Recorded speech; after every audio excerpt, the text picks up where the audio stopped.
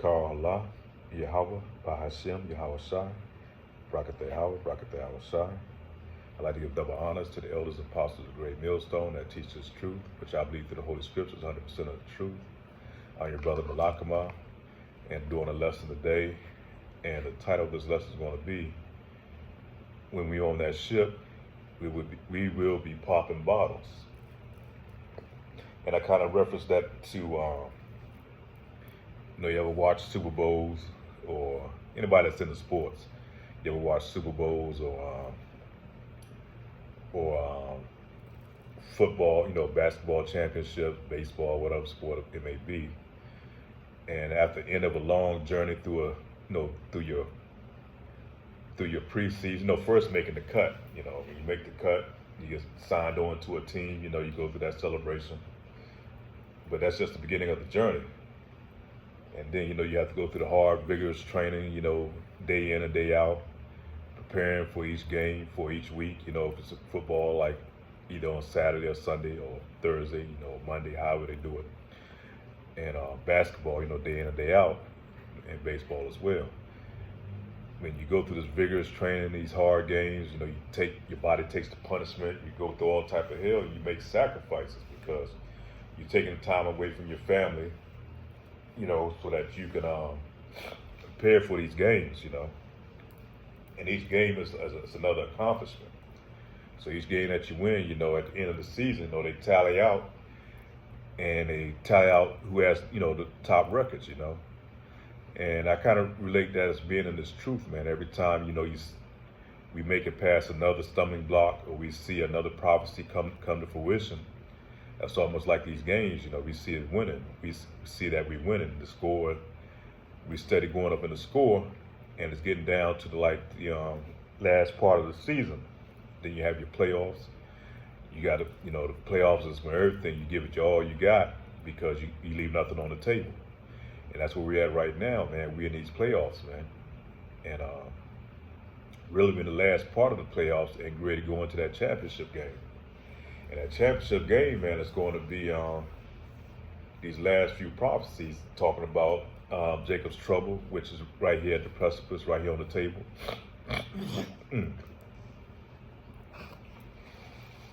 Shalakia.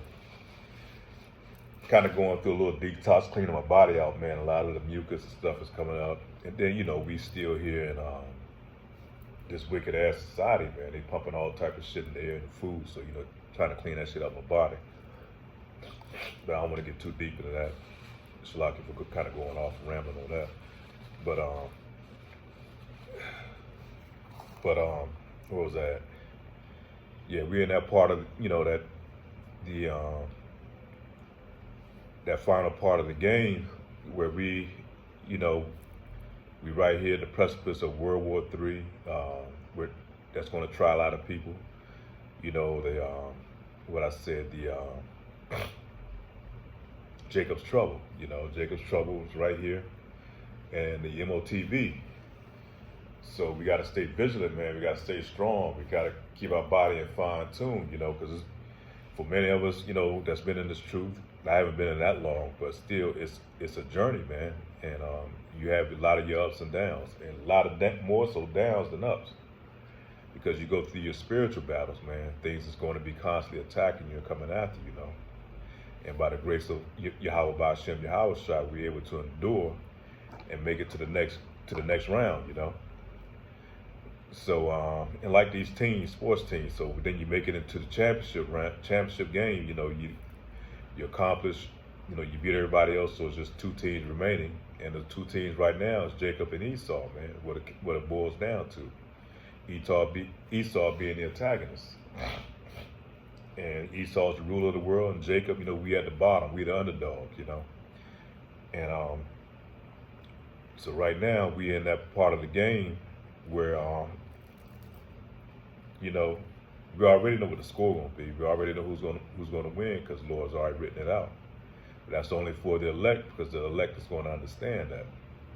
The rest of the 2/3 of our people, they're not going to be able to receive it, So we look for that victory. We know how it's going to turn out. We know we're going to win, and we're going to pretty much stomp Esau, eat him out, man.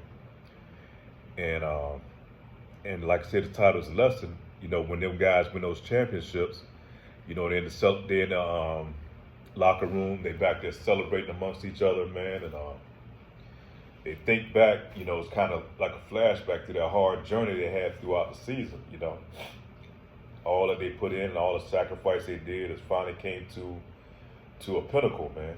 And you know, and guys get together and they celebrate. You know, they start popping bottles and enjoying that win. You know, from first making the cut on the team to all those practices. You know, the summer practices. You know, especially in football. Day in and out of staying healthy, winning games. Sometimes you're gonna have injuries. You know, it's gonna take you out, and that's our infirmities that we deal with. You know, that may take you out for 2 or 3 games, but you get right back in there once you get healed up.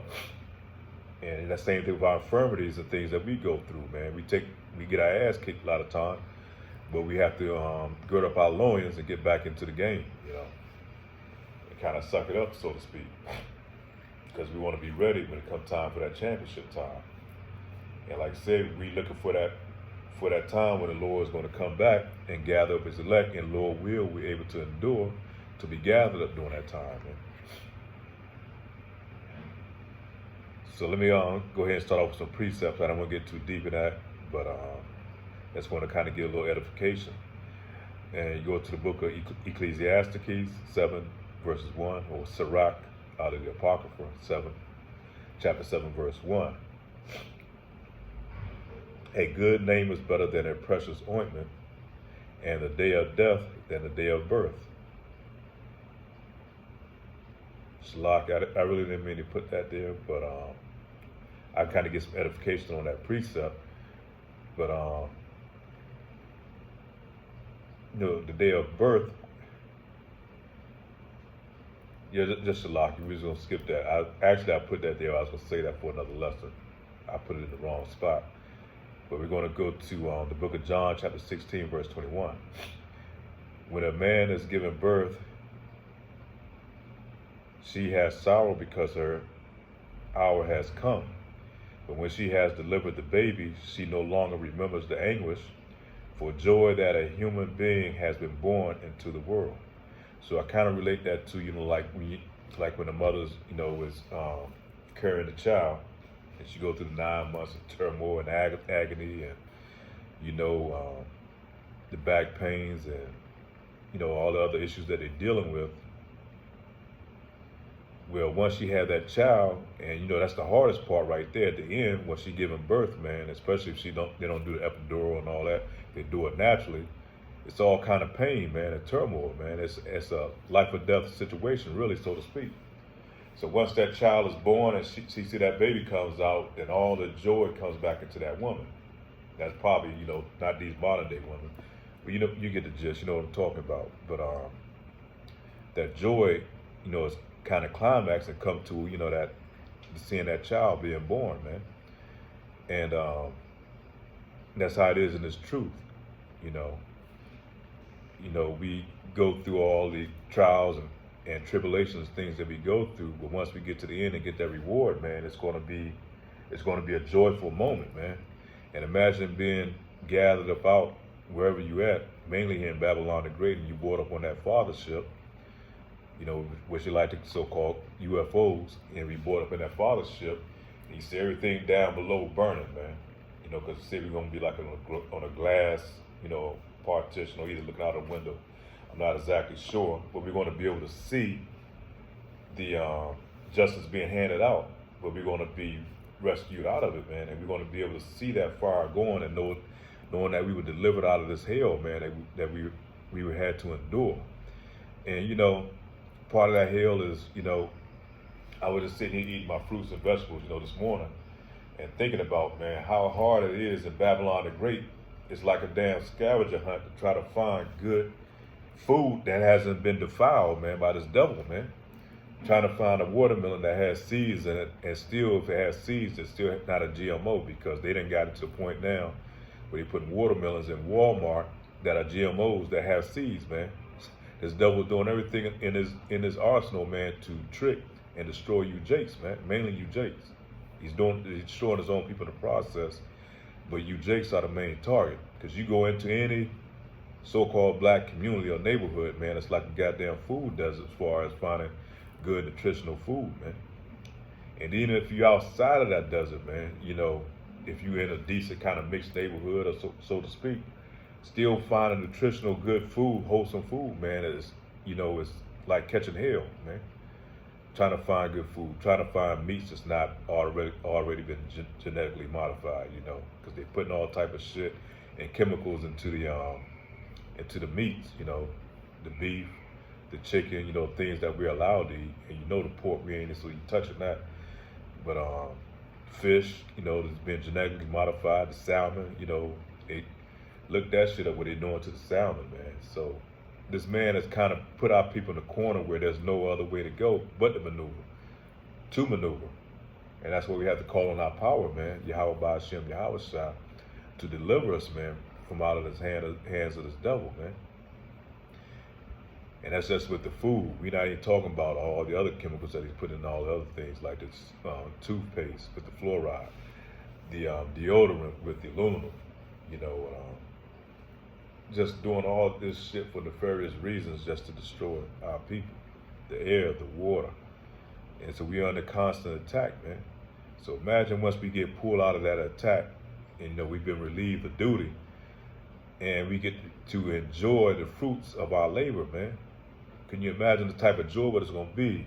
You think them guys are celebrating big in those locker rooms, after an NBA game, NBA championship game, or a boxing match when they win, when they win the championship, win a belt, football, Super Bowl, when they win the Super Bowl. You think them guys are crying and celebrating then? How much more so than the Lord's elect, man, for all the hell and punishment shit that we done went through, man. Families totally destroyed, broken up, our homes taken from us, man. All these things, man, we leave that as a charge, man. Those are things that we have that we can look back on and, ponder, because the reward is going to be so much more greater, man. To be delivered into the kingdom, man, we're going to have many homes and mansions, man. You think back to some of these superstars, man, like these guys are supposed to be so big in the industry, mainly these Jakes, these so-called Jay-Z's and Michael Jordan, they think they live in lavishly. How much more so are we going to be on the kingdom, man? Those guys going to be the worst off in the kingdom than the best man of the elect is going to be. I'm trying to get that right, man. We're going to be so much higher than what they are, what they've received and sold their souls for here, man. We're going to have planets and all those other things that we're going to be able to inhabit, man, to populate, many wives, man. Not worrying about child support and alimony and divorce and all that shit. We're going to be in a righteous kingdom, man. You can imagine the tears going to flow out the eyes, man, and the joy that's going to overcome you, man. When you see this beautiful kingdom that the Lord that has been described, man, in Revelations by John the Revelator, man. He said it was so beautiful, it's even hard to imagine, hard to describe, man. Waters, man, that you're going to be able to go to a stream and drink out of it, knowing that it's not going to kill you, man. You're not going to get some type of disease, man. So, we really in hell, man, especially if you're an Israelite, man. You in pure hell. Even though all the people here are in hell, all the other nations, but mainly you Jakes, man, you at the bottom of this shit, man. You're in the mire, and they do everything they can to keep you in that position. And even if you do fight yourself out, they got all these kind of tricks in the bags to pull you back down to destroy you, man. They can take whatever you have at any time. Anytime. They even set your women against you and your children. That shit ain't going to happen in the kingdom, man. Our women is going to be in order, be in rightful order, man. Our kids are going to be in order.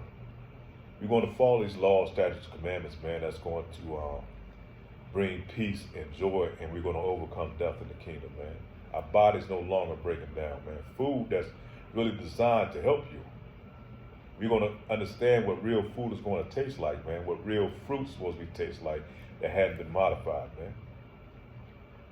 And then, we so pumped with sugars and with different type of sugars and everything, we don't even know what something sweet is really supposed to taste like, man, because our body's been so conditioned over the years, man. But, I just, just can't wait, and that's why, think about the elders that's been in this for over 30 something, and Elder Apostle Tahar, I think maybe almost like 40 years, man. He came in this thing as a young man. Think about all the hell that's, that he's done gone through, man, these elders have gone through. I only been in for a short time. And to be able to endure to the end, and once you get that deliverance at the end, man, what it's going to be like, But our main thing and main focus, as long as we get in, man, as long as we're able to endure. Even if you come in at that final hour, man, that's all that counts, man.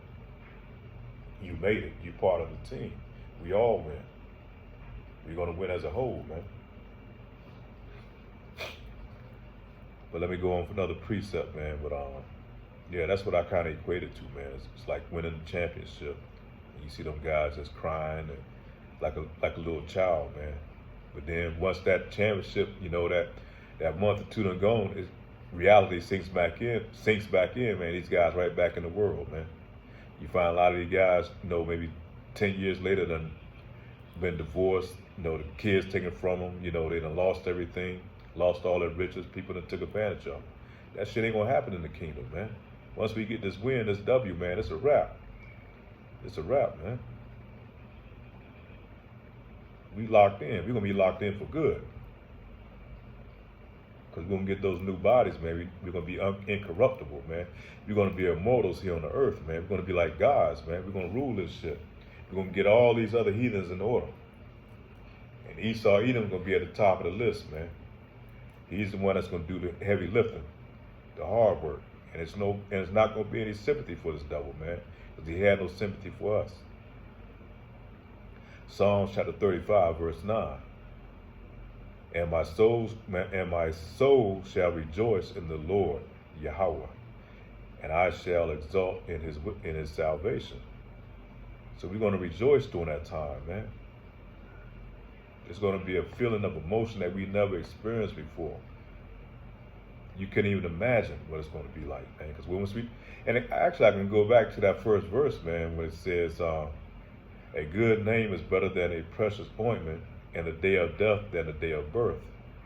Because once you birth into this place, man, into this wicked ass world, man, that's why babies cry, man, because you done left the spiritual world, you came into this hellhole, man. You came into this wicked ass society. You exposed, they start attacking you from the day of birth when you come out your mother's womb, man, with shooting you with all type of vaccinations and all that type shit, man. So that's why they say the day of death is better than the day of birth, man, because you're going back to the spiritual world. But we're going to overcome death, man. We're going to be brought into the kingdom. Lord will, we're able to endure. Psalms chapter 35, verse 9. And my soul shall rejoice in the Lord, and it shall exult in his salvation. So we're going to rejoice, man. We're going to be, overcome with the emotion during that time, man. And like I say, gonna be in there like a championship, popping bottles, man. That's what I believe, Lord will. I think one of the elder apostles saying that we probably have wine there and, sitting up in the skybox, man, just enjoying, man, watching the justice being handed out all over the earth, man. Knowing that we were one of the lucky, we were one of the blessed ones, we were one of the chosen ones. Ain't gonna say lucky, we were chosen from the beginning. Isaiah chapter 35, verse 10. And the ransom of the Lord Yahweh will return and come with joyful shouting to Zion, with everlasting joy upon their heads. And they will find gladness and joy, and sorrow and sighing will flee away. Because all that sighing and crying that we're going through, seeing all this vex with all this wickedness that's going on around us, man, and unable at this time to do anything about it. We cry out about it, but we have to watch these things go on, man. Watch our families come up under attack, man. Watch our people being totally destroyed, man. And you think about it, man. Like I said, with these food deserts and all this shit that's pumped into Jake's system, that thing's alter your mind, man. It's what they call mood what's called mood disorder. When all these chemicals get in your body, it creates inflammation in the body and reduces oxygen, it's going to create a type of mood disorder. That's why you see Jake's dealing with a lot of depression, dealing with a lot of issues, not to mention all the other things that's compounded by this devil, man, that's pushed on you. You know, your job always being constantly put under threat. Your family's constantly being put under threat. You know, your wife, you know, barking, you know, and giving you hell and all these other things, man. Then you put that food in there, and that's altering your mood. No wonder Jake stays with high blood pressure and all these other ailments and issues, man. Because all the poison that he done put in his body, man, it's going to alter your way of thinking. Because it says like your mind is part of your body, your stomach is part of your mind, your heart, and your mind. All those things, all those three go together, man.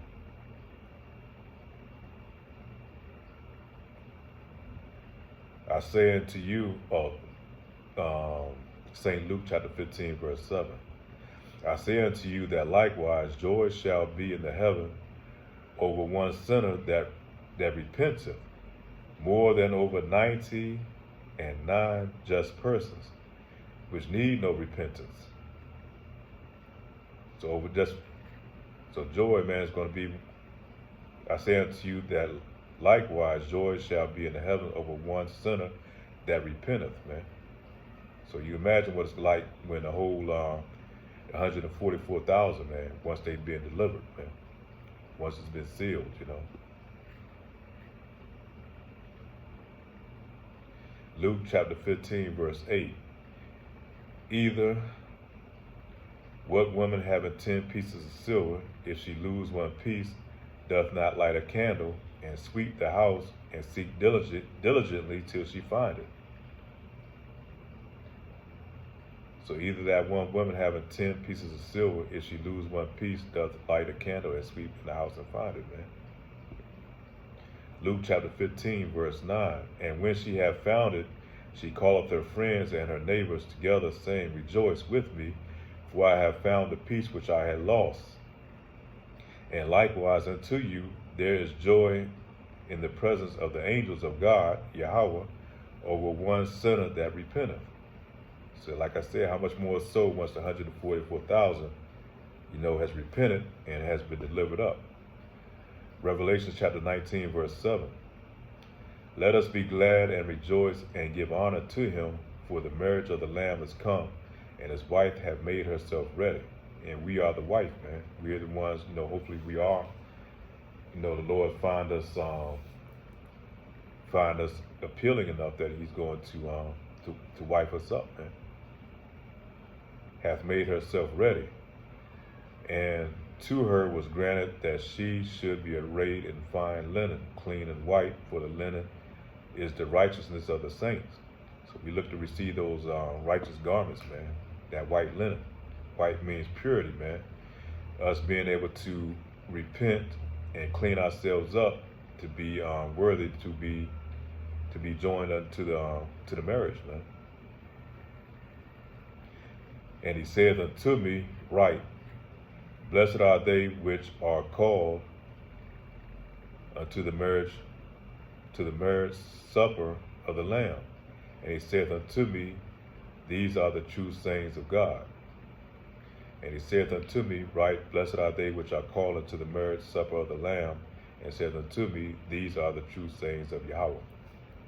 So blessed is us, you know, like I said, we endure, man, and make it to the end, called up into that fathership, and escape all this hell and turmoil that's going to be unleashed on this place, man.